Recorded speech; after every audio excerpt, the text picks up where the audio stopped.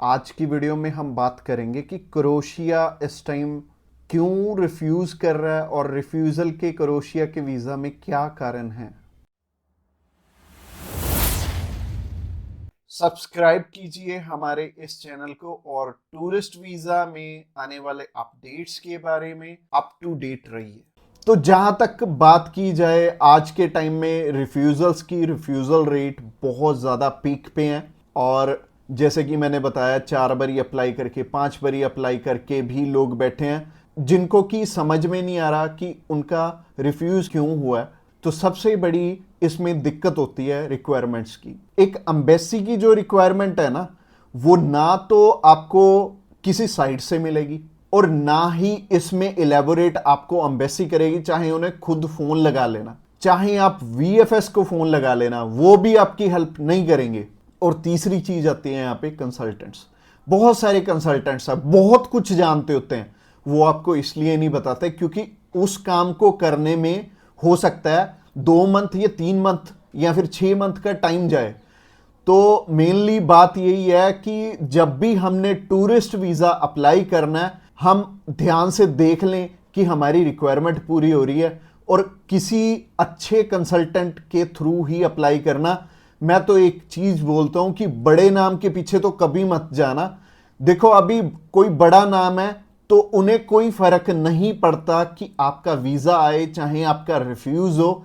But हाँ, जैसे हमारे जैसी कंपनीज हैं जो कि अप्लाई करने का भी खर्चा बहुत कम लेते हैं और इसके बाद भी आपको पूरी पूरी सपोर्ट करते हैं हर एक फील्ड में, हर एक चीज में आपकी डॉक्यूमेंटेशन बहुत अच्छे से बनाते हैं। क्योंकि जितने नॉमिनल कोस्टिंग हम लेके चल रहे हैं ना, अगर आपका वीजा आएगा तभी हमारा बेनिफिट है। अगर आपका वीजा आएगा, आप 10 रेफरेंस हमें दोगे तभी हमारा बेनिफिट है, अदरवाइज हमारा कोई बेनिफिट नहीं है। जो पर्सन आपसे ऑलरेडी 25,000 50,000 रुपए एडवांस में ले रहा है, उन्हें आपकी प्रोफाइल से कोई मतलब नहीं है। अच्छा, दूसरी तरह के कंसल्टेंट ये हैं कि जो हायर साइड पे 20-25 हजार रुपए आपसे पहले भी लेते हैं और 10 लाख रुपए बाद में भी लेंगे। उन्हें भी आपकी प्रोफाइल से बहुत हद तक कोई मतलब नहीं है क्योंकि उन्होंने आपसे एडवांस ले लिया है और उन्हें यह फर्क नहीं पड़ता कि आपका वीजा आए या ना आए। वो अगर 10 केस अप्लाई करेंगे तो उसमें से एक वीजा तो वैसे ही आ जाता है, तो उनके 10 लाख रुपए तो वैसे ही बन गए। तो उन्होंने आपकी टेंशन क्यों लेनी है। तो सिंपल सी बात है, मैंने आपको अपना मोटिव बता दिया है कि हम रिक्वायरमेंट आपकी अच्छे से क्यों फुलफिल करवाते हैं जब भी आपने टूरिस्ट वीजा अप्लाई करना होता है।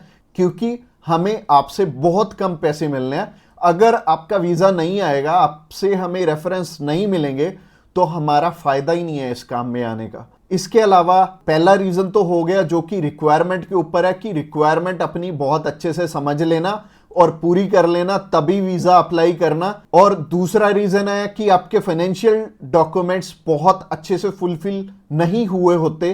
तो फाइनेंशियल डॉक्यूमेंट्स अगर अच्छे से पूरे नहीं होंगे तो एम्बेसी आपको वीजा, आप ही बताइए, कैसे देगी। उन्हें एक प्रॉपर प्रोफाइल चाहिए, उन्हें ऐसी प्रोफाइल चाहिए कि स्टेप बाय स्टेप आपके सारे डॉक्यूमेंट्स आपस में मैच कर रहे होने चाहिए। जैसे कि आपका जो ऑक्यूपेशन है, वहां से आपकी कितनी मंथली इनकम आ रही है और क्या वो उसी प्रोफेशन से इनकम आ रही है आपकी, और आपके फाइनेंशियल्स आपस में मैच कर रहे होने चाहिए, तभी आपका वीजा लगेगा। तो अगर आपको नहीं पता है कि आपके फाइनेंशियल मैच कर रहे हैं या नहीं कर रहे, तो आप क्या कर सकते हैं, आप अभी हमें कॉल कर सकते हैं। आप जान सकते हैं कि आपके फाइनेंशियल अच्छे से मीट कैसे होंगे।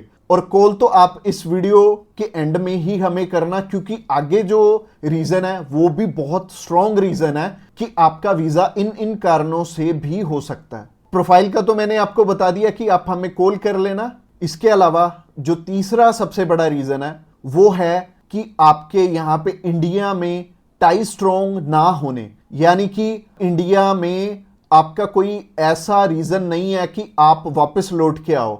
जैसे कि मैरिड है अगर कोई, तो उनकी वाइफ उनका रीजन बनती है वापस आने का, और अगर कोई अनमैरिड है उसको थोड़ी सी प्रॉब्लम ही आती है। बट इसका भी सोल्यूशन है कि आप बेटर है, अगर आप 20-21 साल के हो, 22 साल के हो, तो बाहर जाने के लिए मैरिज तो करोगे नहीं, तो कर क्या सकते हो, आप अपनी मम्मी या फिर अपने पापा में से किसी एक जने को अपने साथ में अप्लाई करवा लो।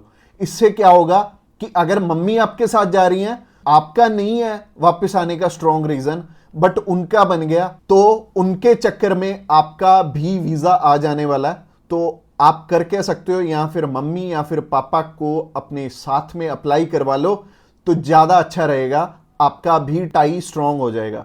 तो तीसरा रीजन हो गया। रीजन नंबर 4 की तरफ बढ़ते हैं। और जो चौथा रीजन है वो ये रीजन है कि आप यहां पे घूमने के लिए जा रहे हो, आपका पर्पस मैटर करता है। जब आप कवरिंग लेटर बना रहे हो तो कवरिंग लेटर ये तो आपके हाथ में नहीं है, ये तो आपके कंसल्टेंट के हाथ में है कि आपका पर्पस बहुत ज्यादा स्ट्रांग होना चाहिए, तभी आपको एक कंट्री वीजा देगी।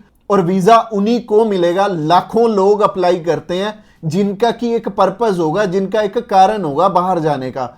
वीजा सिर्फ उन्हें ही मिलने वाला है जिनका एक रीजन बहुत ज्यादा स्ट्रांग होगा। तो रीजन बहुत ज्यादा आपका स्ट्रांग बनाएंगे अगर आप हमारे थ्रू अप्लाई करेंगे। तो ये चौथा कारण था आपका वीजा रिफ्यूज होने का। और ये 4 कारण ही हैं जो सबसे बड़े रिफ्यूजल के आपके चांसेस बनते हैं। जिन कारणों के पीछे ये चारों चीजें अपनी ठीक कर लो, और जैसे मैंने पर्पस में बताया, पर्पस आपका बहुत ज्यादा स्ट्रांग हो जाएगा अगर आप हमारे थ्रू अप्लाई करेंगे। तो अगर आप हमारे थ्रू अप्लाई करना चाहते हैं, आप जानकारी लेना चाहते हैं कि आपके रिक्वायरमेंट पूरी है, क्या आपके फैमिली टाइज स्ट्रांग है, तो आप अभी हमें कॉल करके पता कर सकते हैं कि क्या आपकी रिक्वायरमेंट अच्छे से पूरी है, क्या आपके फाइनेंशियल डॉक्यूमेंट जो कि सबसे ज्यादा इंपॉर्टेंट है आपस में मैच कर रहे हैं। इसके अलावा जो तीसरा कारण था वो था आपके फैमिली टाइज कितने स्ट्रांग है। इसके अलावा चौथा कारण है कि आपका पर्पस हम कितना स्ट्रांगली लगाएंगे। इसके ऊपर आपका वीजा डिपेंड करेगा। और वीजा चाहे आप फर्स्ट टाइम अप्लाई कर रहे हो, चाहे ऑलरेडी आपके एक रिफ्यूजल है, 2 है, 3 है, 4 है, जितनी मर्जी आपकी रिफ्यूजल्स हैं, मैटर नहीं करती। हमारे पास बहुत सारे लोग आते हैं, एक पर्सन का हमने अप्लाई करके दिया था और उनका टोटल 12 बार रिफ्यूज था, 13th टाइम उनका वीजा आया था। और मोस्टली लोग 1 बारी, 2 बारी, 3 बारी, तो बहुत सारे लोग रिफ्यूज होते हैं। कई लोग तो 4-4, 5-5, 6-6 बार रिफ्यूज होते हैं। इवन उन्हें ये नहीं पता लगता कि हम करें तो करें क्या। वीजा तो हमें लेना है, और लेना भी बिल्कुल सही मायने में है, एक्स्ट्रा पैसे देके नहीं लेना, एक बिल्कुल नॉमिनल चार्जेस में ही अप्लाई करवाना है किसी से। तो उस कारण में वो ट्रैवल हिस्ट्री वाली साइड भी जाते हैं। तो ट्रैवल हिस्ट्री वाली साइड मैं तो बिल्कुल नहीं बोलूँगा कि आपको ट्रैवल हिस्ट्री बनानी चाहिए, क्योंकि इस टाइम एयर टिकट्स ही इतनी महंगी हैं कि अगर आप एक कंट्री में भी ट्रैवल करते हैं तो आपका 70 से 80 हज़ार रुपये लग जाते हैं। इसके अलावा अगर आप 3-4 कंट्रीज में ट्रैवल कर लिए तो आपके 3-4 लाख रुपए खराब हो जाने वाले हैं। और जैसे कि मैंने आपको पर्पस वाली वीडियो में बताया था, 15 से 16 हज़ार रुपये में आप हमारे थ्रू अप्लाई कर लेंगे और आप कम से कम 3 लाख रुपए में अपना 20 बारी अप्लाई कर पाओगे। तो ट्रैवल हिस्ट्री पे बिल्कुल भी पैसे मत लगाना। इसके अलावा अगर आप हमें अभी कॉल करना चाहते हो, कॉल कर सकते हो नीचे दिए गए नंबर पे। और इसके अलावा आप हमें व्हाट्सएप पे भी मैसेज कर सकते हो। व्हाट्सएप पे मैसेज करने के लिए डिस्क्रिप्शन बॉक्स में लिंक है, उस लिंक पे क्लिक करते ही आप हमें मैसेज सेंड कर पाएंगे और हम भी आपकी inquiry as soon as possible हम लेने वाले हैं।